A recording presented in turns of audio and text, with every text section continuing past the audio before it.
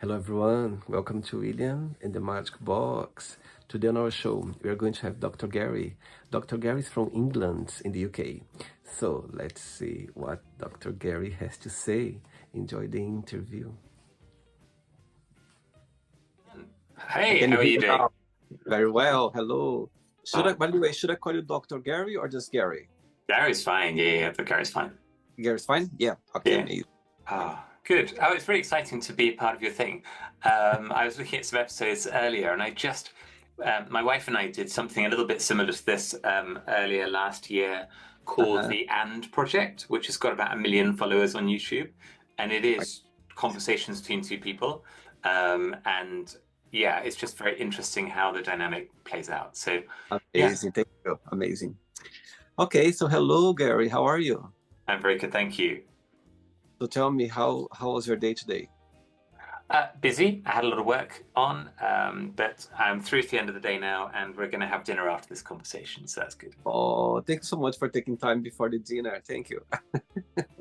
That's good. So tell me, where are you from, Gary? So I live up in the hills in the West Country of England. So amazing. Where are you based? I'm based in London, in England as well. Oh, okay. Yeah, I used to live near London. We just moved about 3 hours west, near the Welsh border. I see.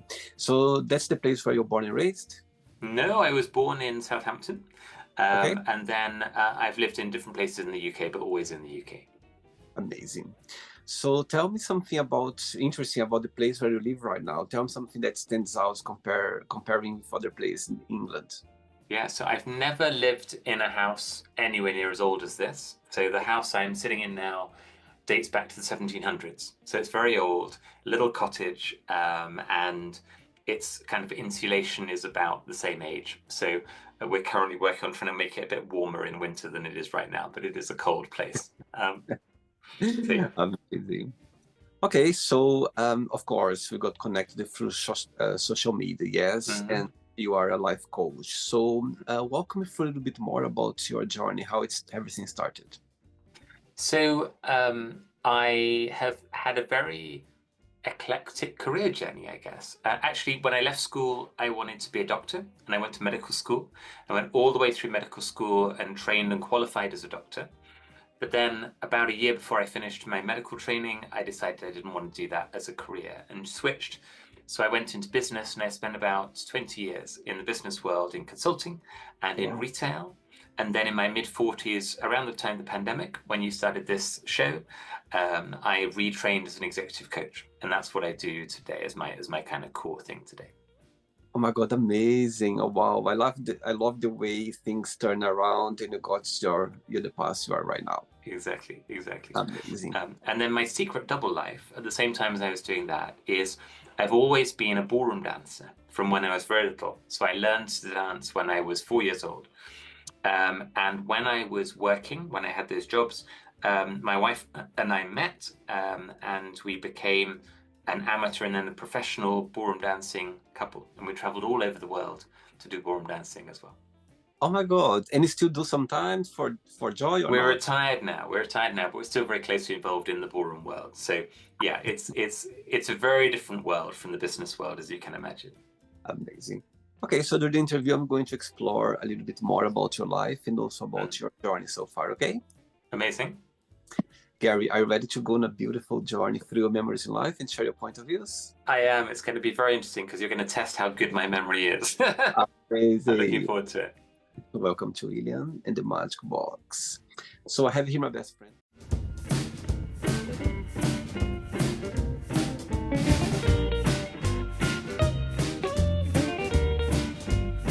Random questions, okay?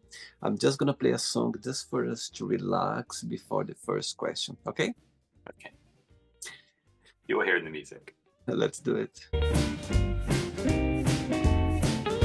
Right, so before we start the game, during the journey, if it comes up a question that you don't want to talk about, you don't want to answer, always can change, okay? Okay. Right, first question is, what will be the title of your memoir? It's a really interesting question. I think, funnily enough, because you just asked me about going back to my memories, I think the title of my memoir would be I Can't Quite Remember, But. I think that's what I call it. because that's what my journey through life always feels like. I can't quite remember, but something very interesting happened along the way. Wow. And people who is going to be reading your memoir, what's the message that you'd like people to take with them when they read it? And that's again a really interesting question. I've come to this recently, and I think that my message is one of freedom, and I think that it is you have freedom to make choices about the direction of your path, even when people around you might have different opinions, different ideas. The freedom is with you. And what's the meaning of life for you, Gary? I think it is about that freedom. And when I think about my career journey, my life journey, it's been quite a winding journey. And quite recently, when I was looking back on some of those changes I made, I realized that I was pursuing freedom. The choices that I made were the choices that made me feel more free. And I think that is what I've always been searching for. Amazing. Great. Next question. Let's do it. All right. Next question is, what is a negative thing that happened to you that came out as a positive thing in the end? Well, a good example of that is when I left medicine. So I went to medical school at 18, 19. I was at medical school for 8 years, did a lot of training. Wow. And I left, well, I knew a year before the end that I was going to leave, and then I left. And I didn't know really what I was going to go on to do. So at that time, I felt like I was jumping out of an aeroplane without a parachute. Wow. What happened over time was the opportunities that opened up after I left were much better suited to me. And so it turned into something that I've never looked back on with any regret. Wow. And when you start your studies, in medicine, it was something that you desired, or it was influenced from your parents or people around you, how things got to the path? I was the first person in my family to go into medicine. And I think that was part of the thing, that I didn't have a great understanding of what the career would look like. And so it was a path I was pursuing. And all the way through that path, it always felt like I hadn't quite found what I loved, but that I would continue and maybe I would explore and maybe I would find that thing. As I started to come to the end of the training path, I realized that maybe the answer wasn't there at all. And that really was the moment when I thought maybe I should be doing something different. And what was the most challenging part for you during those 8 years that you've been through? And what did you like the most about the journey? The hardest time was when I was doing research along the way. And I had a period of time where I was really working on my own. And it was a difficult time, it was a challenging time. And I think bringing together a lot of different factors, it was probably emotionally one of the most difficult times that I had. And I was too far in to be able to walk away, but not close enough to the end to be able to see that kind of light at the end of the tunnel. I think the best time was the camaraderie and the connection with people. Because when you are at medical school, it's a small group of students. You are very closely connected. You're very different from all the other students in the university. And it creates really close bonds with people. The experiences that you have, can be quite, like even today, I think back to some of the stories I can tell about things that I've seen, things that I've done. It's just like nothing else I've ever done in my life. Wow, amazing. Great. Next question, let's do it. Okay, before the next question, tell me, what's the biggest joy of being a coach? What do you like the most about your journey? And the flip side, what's the most challenging part? There's a moment, which I call the unlock moment, where for some people, they have this breakthrough that is not just like an everyday breakthrough. It's not just I've figured something out I was working through.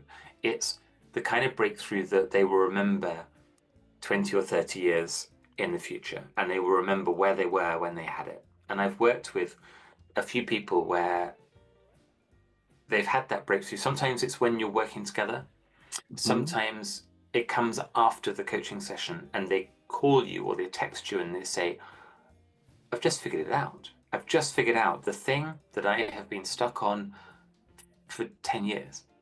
And Wow. that is the most amazing thing. You have to be in deep work to do that. You have to have them, really open to facing into the biggest questions and challenges. And when you're with them in that moment and you see that transformation, like there's nothing else like it. That's what I love. And I started this podcast, The Unlocked Moment, to talk to people about those moments. And often when you ask them about them, they say, it was 20 years ago, it was 30 years ago, and I can tell you what I was wearing. I can tell you where I was sitting. I can tell you who I was with when this thing happened, and I knew something that I didn't know before. That is really why I'm in what I do, why I do what I do. I think the challenge of coaching is that it can be a lonely place. It can be a difficult place. And I remember particularly early on in my coaching journey, you are both doing coaching, but you're also starting a business. And it's hard to get going. It's hard to build your reputation. It's hard to build your experience. It's one of those areas where the more you do it, the easier it becomes, because the more established you become, a bit like running a podcast, a bit like doing what you do. The more you do it, the more people want to come and be a part of what you're doing. But I remember those first 2 or 3 years was very hard, very, very hard, in terms of, you want to be doing the work that's most important, and you also have to build a business. Wow. And most your clients, you assist them through online or in person? How does it work, your schedule? Almost all of my work is online. I work with people all over the world. So I've worked with people in 25 different countries around the world. Wow. And in a huge variety of different areas. So my niche is that I work with people with extraordinary goals. That's how I describe it.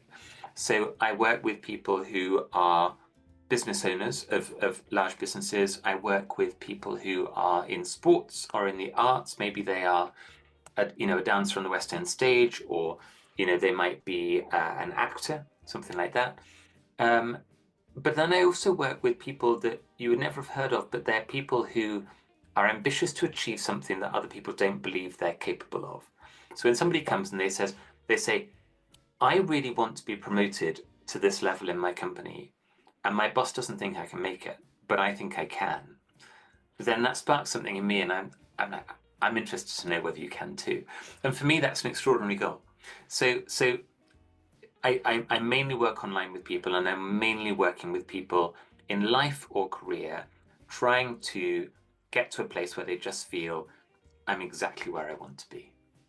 Amazing. Great. Next question is, what makes you feel discouraged?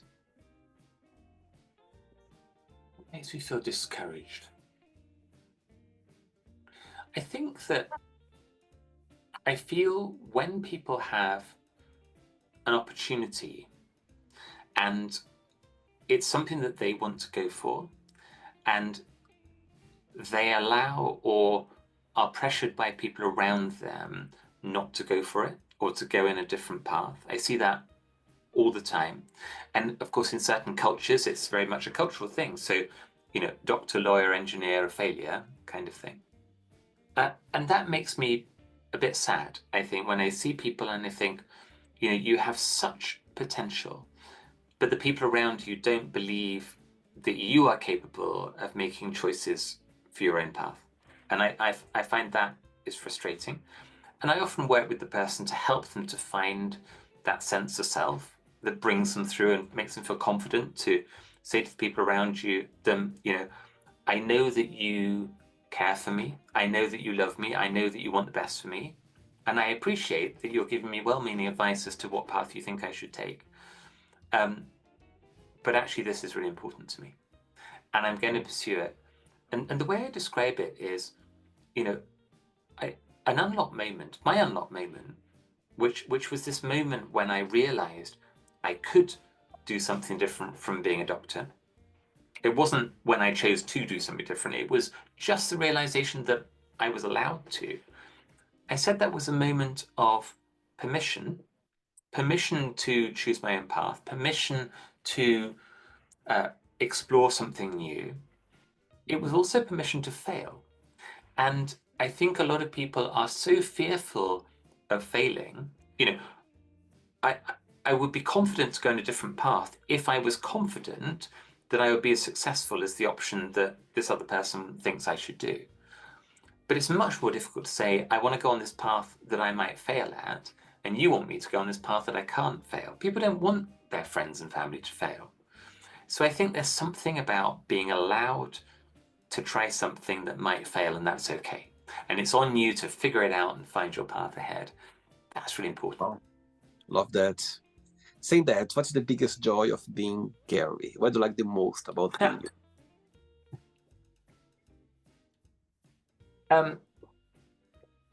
I'll tell you what I said to somebody that I'm working with at the moment. I said, I like being independent, and I'm working for a client at the moment where I'm on a contract, and if they don't like the work that I'm doing with them, they can fire me without thinking about it. And I said, what I like about working in this way is I know every day that you still want me here because you haven't fired me. And I don't ever really want to get into a place where I feel like you feel obligated to have me around. I kind of want every day to know that I can come and I can be free to tell you what I think and to help you as best I can. And whilst that's helpful, you still want to have me around. And when that's, that's taken its course, that I don't need to be here anymore. And there's something about that sort of freedom to be able to say, I know every day that I'm doing what I want to be doing and the people around me are happy to have me around. And if that's not working out anymore, we can just have that conversation. So that's that, again, it's a freedom in that. And do you feel like, nowadays in your life, you're living your best life right now? I think so. And I've talked to quite a few people on my podcast about really what that means. And I think one of the most profound conversations I've had in the last year was with a very interesting man who was one of my school teachers 30 years ago. He was my science teacher at school. Wow. And when he finished being my science teacher, he went to Bhutan in the Himalayas, where he had long-time connections with the king of Bhutan. He'd been his personal tutor when he was a young prince. And for the last 25 years, he'd been the UK's diplomatic representative in Bhutan. And we hadn't spoken for 30 years. And we found ourselves in a conversation about happiness, because in Bhutan, they measure their progress on the measure of gross national happiness, which was an idea created by the king. Mm-hmm. And my school teacher said, and he's in his late 80s now, he said, but of course it's not really about happiness. And I said, so what's it about? He said, it's about contentment. And I went, oh, what's the difference between happiness and contentment? And he said, that's a very interesting question. He said, happiness is the pursuit of more. I will be happy when I have more money. I will be happy when I have a bigger house. I will be happy when I have a better job. He's saying contentment is about the word enough. I am happy because I have enough. It doesn't mean I have everything. It doesn't mean I have as much as my neighbor, but I have enough. And it's quite a Buddhist or a philosophical Buddhist kind of philosophy. And, I've been thinking about that recently because, there are lots of things in life where I could say, we could have more. But in almost every area of life, I would say we have, much more than many other people, of course, and completely enough. What's enough? Being happy together. We have 2 little dogs. We get to walk them on the hills. We don't feel under sort of a high degree of financial stress. On a day-to-day basis, of course, there's always things you'd like to be different. But actually, I would say right now, I'm exactly where I want to be, doing what I want to be doing. And I think that's a message that I like people to hear. There is a great book which was written by Marshall Goldsmith world's #1 executive coach. And he wrote it in the pandemic, and it's called The Earned Life. And he says in that book, the great Western disease is I'll be happy when. I'll be happy when I have more money, I have a bigger house, I have a better car. And he said, the only place you can be happy is where you are. The only time you can be happy is now. The only people you can be happy with is the people you're around. And that's what it's all about. It's finding happiness, contentment in this moment. And yeah, you know, I don't have a sort of deep spiritual perspective, but I connect with both of those ideas, contentment, not happiness, and it's in this moment now. I strongly believe that if every day you write down 3 things that you are grateful for, 3 things that you have, trust me, you're never gonna complain about anything in your life anymore, because we have a lot, as you said, and sometimes we forget. Sometimes Exactly. we just, our tendency sometimes to, as you said, I will be happy if I have this, or if I do that, or if, and sometimes you have so much around you that we forget. Sometimes we go like, actually, let me write down a little bit what I have. You'll go like, wow, I'm not going to complain anything about my life anymore. And I know you have people all over the world who tune into your content, and we're both here in the UK. But at the end of last year, I went for the first time on a trip to Senegal, to Dakar. And I didn't know a lot about Senegal, and I was looking up before I went, but I have a member of my team is from the Gambia, which is just next door. And the average, like, GDP per capita in Senegal, the average, productivity of people in that country is 5% of the UK. So people are living on a tiny fraction of what we get to live on in the UK, even when people are on minimum wage. And you forget about that when you're in the UK, or in other, sort of developed first world Western countries. And it was a really sobering moment, actually. I was driving, or I was being driven in a taxi from the airport to the center of Dakar. And it's actually a long journey. It's about 30 kilometers from the airport.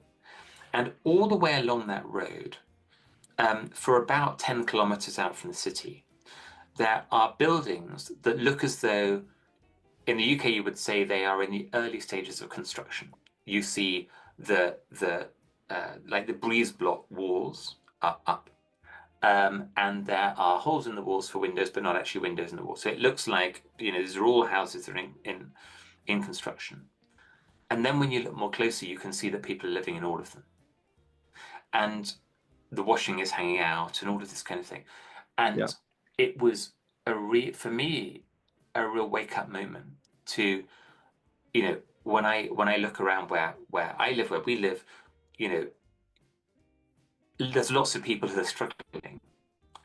But the level of struggle is fundamentally different when you go to, for example, some of these countries in Africa, and it reinforces what's really important in life.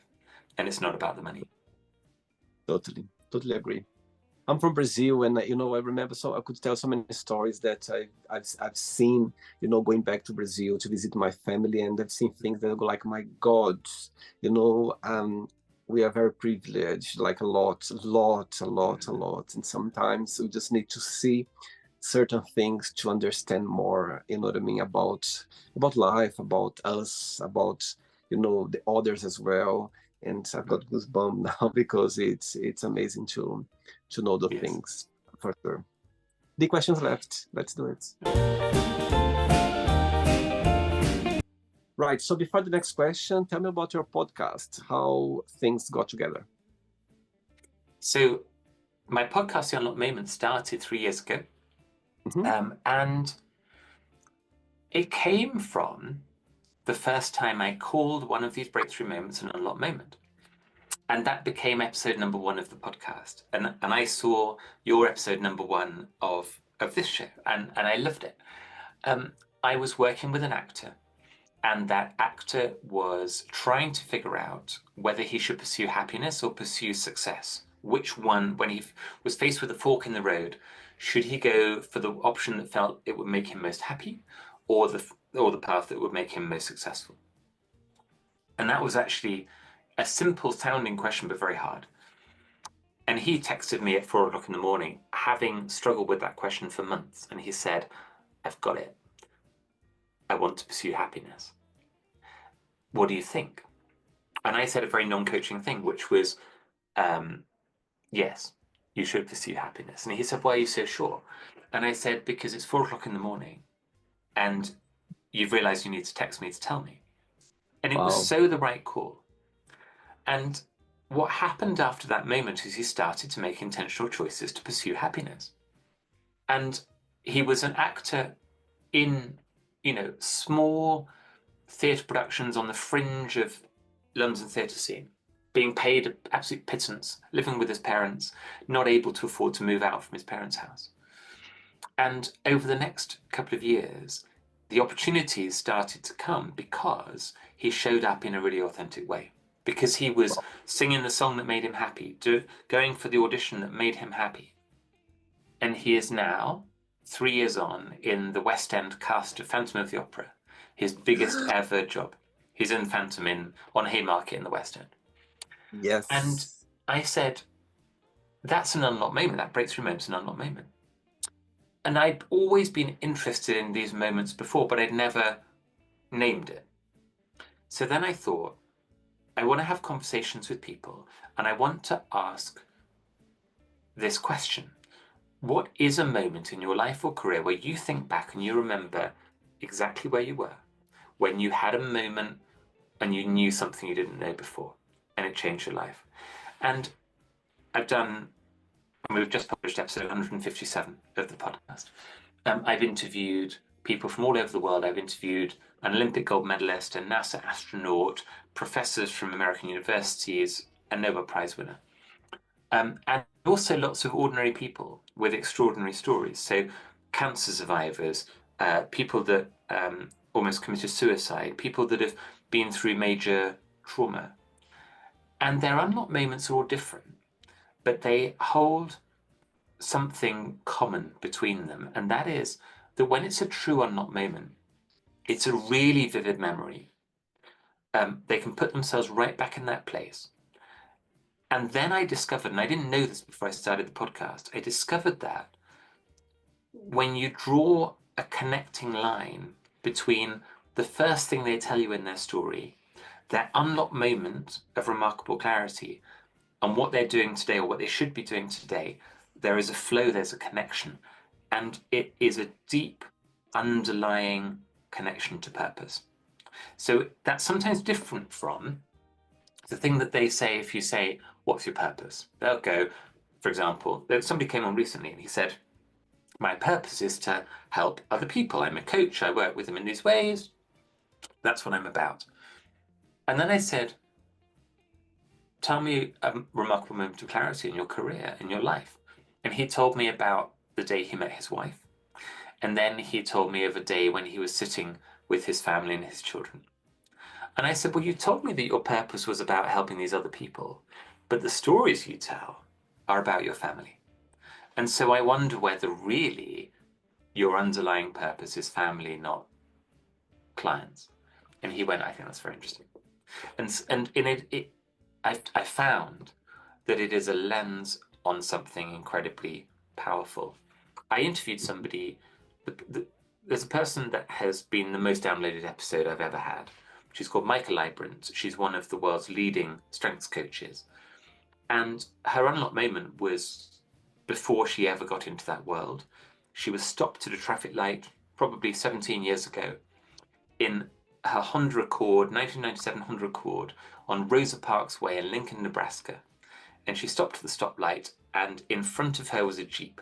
And on the back of the Jeep was a wheel cover. And on the wheel cover it said, life is good. That was the slogan.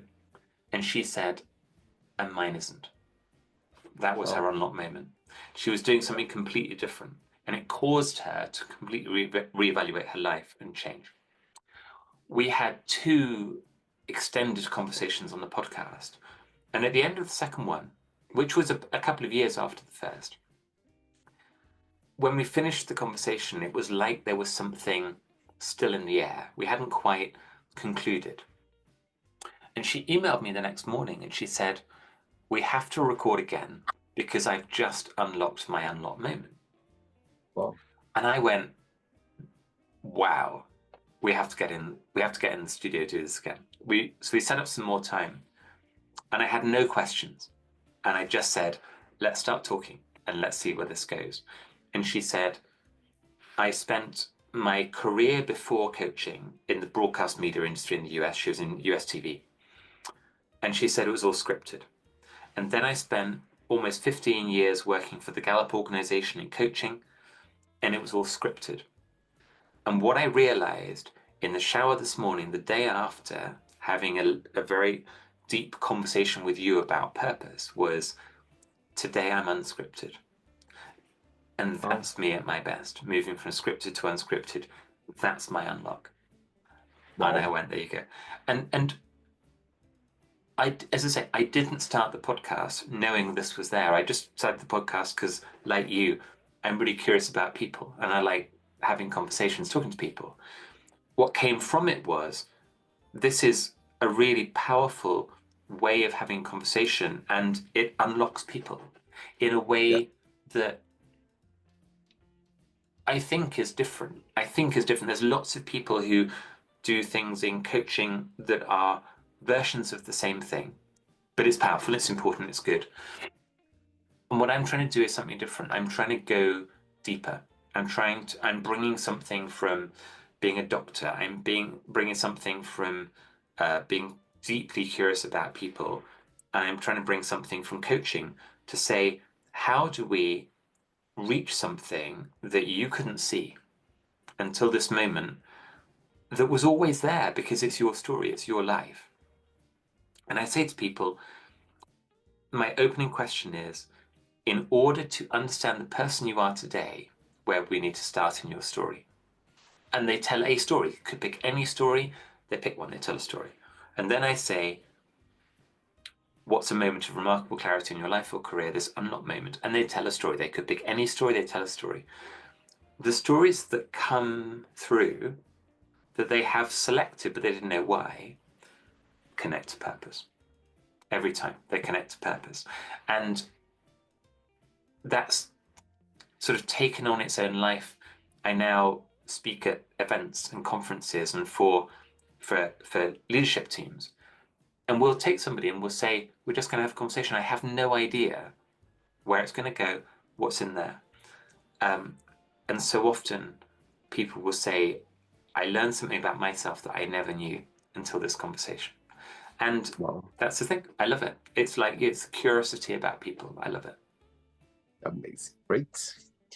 All right. Next question for you is, if you could be any age, what age would you choose and why? Quite like the age I am now. I quite like the age I am now. I am almost, well, what am I now? I am 48. What I like about the age I am now is I'm old enough to stop caring about a lot of stuff that I used to care about. I've let go of things that, I just used to, I don't know, I would get hung up on how people saw me, what opinions they would have on me. But I still feel young enough to do new things and explore new avenues and break a few plates on the way. So, last year I got onto TikTok for the first time, and that's where we met. And, I guess there aren't so many people that are 47 or more get onto TikTok for the first time. And I was just going, everyone's talking about it. I just want to understand a bit more about what it is, and how I'm going to understand is just getting involved. And then in about August, which might be when we connected, my TikTok went super viral. So I was sitting there and all of my posts were getting 200 views like TikTok does. And then one day I posted something, it wasn't particularly different from before. And I refreshed the app and it said 5 views. And I refreshed the app again and it said 12 views. And I refreshed the app a third time and it said 19,000 views. And I refreshed it again and it said 30,000 views. And I refreshed it again and it said 40,000 views. And that first post went to 450,000 people, almost all in the UK. Wow. So the next day I posted again and it went to 500,000 people. And the next day I posted again and it went to 700,000 people. And in the course of that month, and TikTok kind of comes and goes. So in that month, 5 million people in the UK saw my content. In that month, people were stopping me in the street and stopping me in the office and going, "You're on my TikTok." It was the weirdest thing. My average views on a post, across about 25 posts, was 350,000, which was bigger than Tony Robbins, bigger than Stephen Bartlett, bigger than Gary Vaynerchuk. And I was like, have I just suddenly become the most famous coach in the world? I'm not sure that's why I was here. I'm not sure that's what I bought into. And what was very interesting was that it caused me to ask myself questions about what I wanted to be, because I didn't get into it. I'm not into it to be famous. I'm not into it to be a celebrity coach. But then I thought, but I also have a platform that what I say here in this 1 minute is reaching all these people. And that's quite exciting because I believe in broadening access to coaching. After about a month, the numbers sort of tailed off again because you're the flavor of the month, and then TikTok decides you're not the flavor of the month. And I'm not unhappy about that at all. Actually, it was really fun to be there, but I don't know that I wanted it to become a permanent thing. So now I'm back to being happily anonymous on TikTok, which I rather like. But maybe at some point I'm going to have that moment again where I press refresh and it'll go, 20,000 people have just seen you. Amazing. 2 questions left. Yeah. Let's do it. Very brave of me to be dancing in front of a professional dancer. Yeah. I'm very retired. Next question is, what is the scary thing that happened to you?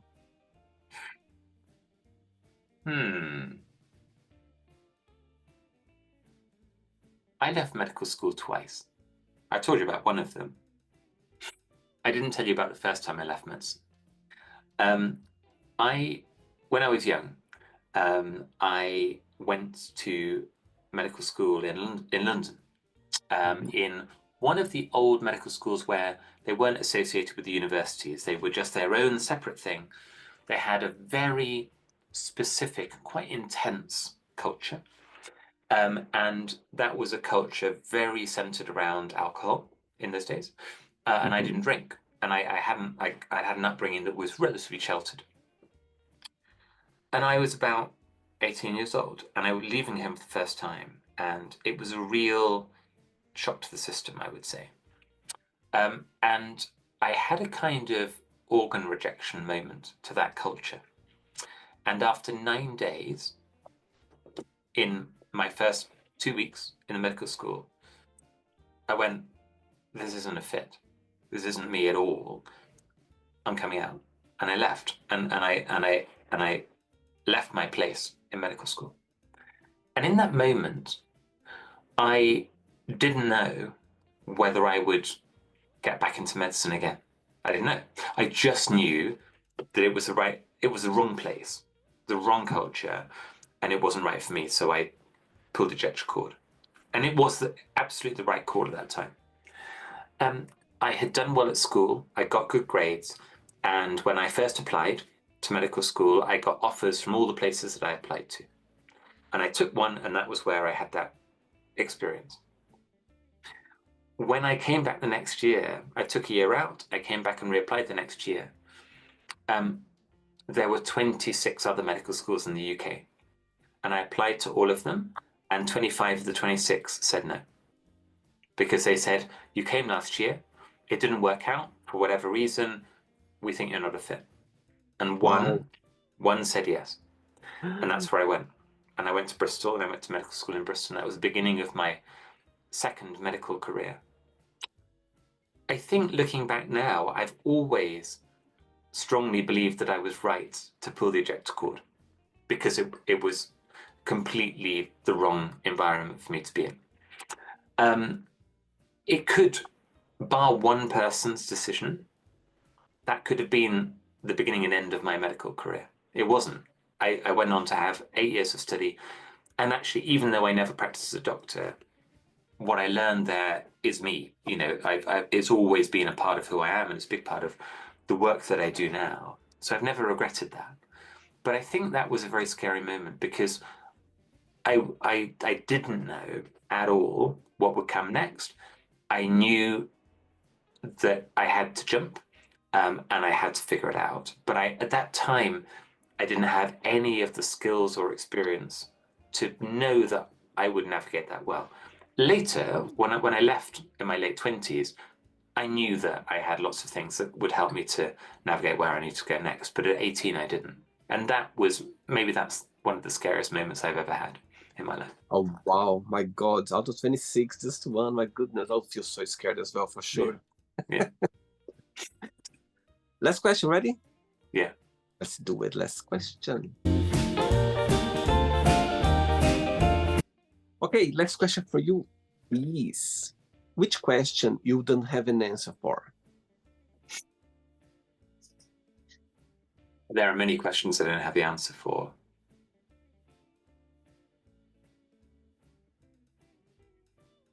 Can I have two? Okay, you can.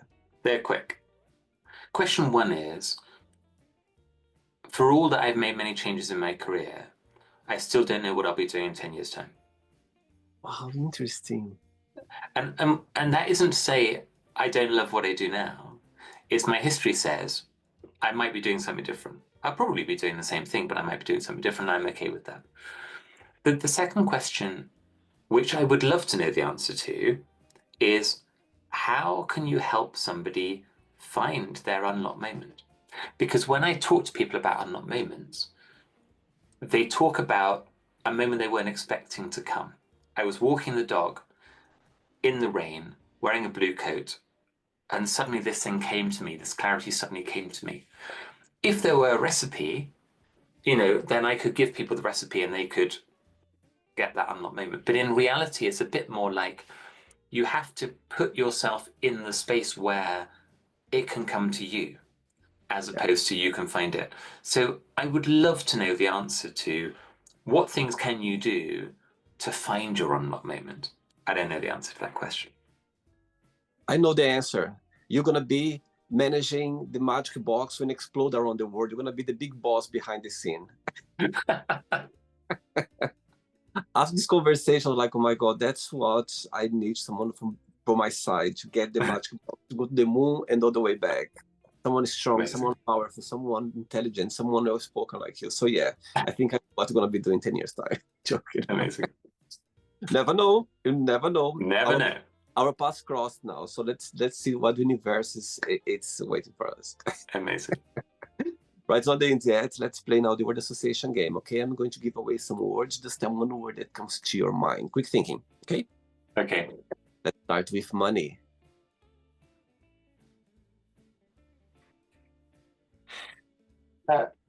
Well, painful is the word that comes to mind, but I don't quite know why. Okay. Yeah. Fear. Sorry. Fear. Exciting. Family. Home. Life. Fascinating. Love.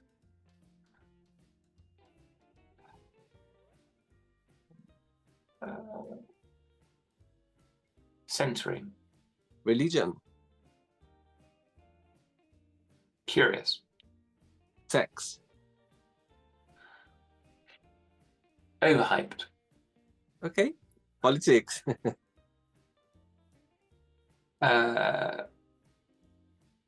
Intriguing. Friendship. Critical. Desire. Intangible. Regret. None. Success. Overhyped. One word for wish. Time. Happiness. Contentment. One word for, of course, I just got back now to the theory. Happiness, I love it. One word for England.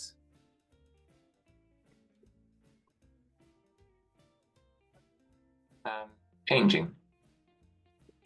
If you could define 2024 in one word, what that would be?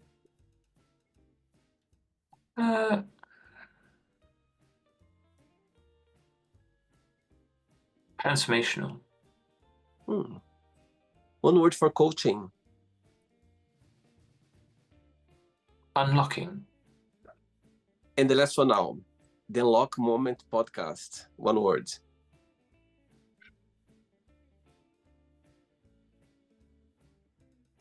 Powerful. Amazing. Let's pretend now I'm going to meet your wife for a coffee, and I'm going to ask her, define Gary. Sorry, say again. So I'm going to meet your wife for a coffee, yeah? And I'm going to ask her, define Gary in one positive and one negative word only. What should say? Frustrating. And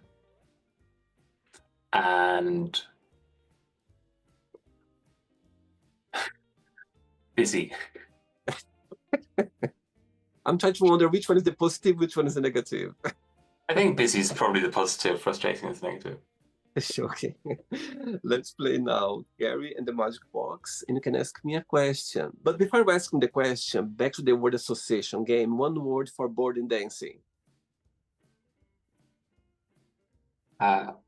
Flying. Beautiful, I like that. Yeah. Okay, Dr. Gary, can you ask me a question now? Do you want a big, deep question, or do you want a superficial one? Oh my God, I like challenge. Okay, I give you my unlock moment question. Okay. In order to understand the person you are today, where would we need to start in your story?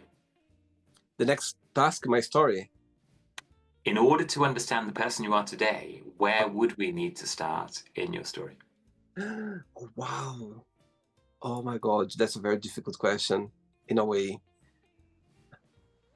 Wow. Okay. I'm sure that I would need to sit down in front of the mirror and talk about the challenge that I've been through, that I run away from it. And somehow when I try to go into it, I don't face it properly the way I think I should. Mm-hmm. How old are you? Literally doing that, sit down in a moment and embrace myself. Like, you know what, let's just have a moment between us right now. I think I'll do that. I don't know if the right answer, but that's how genuine how it came to my mind. You're not convinced with my answer, are you? No, it's good. It's one of those answers that it's one of those questions for which it evokes a lot of different reactions in people. Some people, I ask that question, it's typically the first question I ask in a podcast conversation. Right. Somebody said to me, and this was the first thing she said in the whole conversation, she said, at the age of 4 was the first time that I knew the meaning of the word fear. And she was talking about her relationship with her father. Right. And her unlock moment came at the age of 30, but to understand why it happened and what happened next, that was 20 years ago. You had to understand her at the age of 4. Somebody else said, to understand me today, you only need to know what happened 1 year ago, or you only need to know what happened in the pandemic. Wow. That's where this started. And that is the power of asking a different question. And I like your questions. You ask questions that unlock new thinking. And that's what we all need to do more of. We need to ask more and better questions, even when, like you right now, you don't have the answers. Because we tend not to ask ourselves the questions to which we don't have the answers. We only ask the ones to which we do. That's so true. And when I say to you, where do you need to start in your story in order to understand the person you are today? And your answer is, I don't know. That's a more powerful answer than, oh, it's the story I tell everybody. Because in reality, the answer is, you don't know. But now you're going to go and think about it. And when you do, I bet that there will be a connection between the story you think of and the person you are to do today and why you're doing this. Wow. Can we carry on for another hour talking about that? Thanks so much, Dr. Gary, for the interview. It was a pleasure connecting with you. Thanks for taking the time. Thanks for being my great pleasure. And sweet. You know what I mean? I think the start of the year now, it's amazing to have an interview with a coach, a powerful coach, to connect with people around the globe. And I think that's amazing. Before you go, if you can share a positive message or anything that you live by.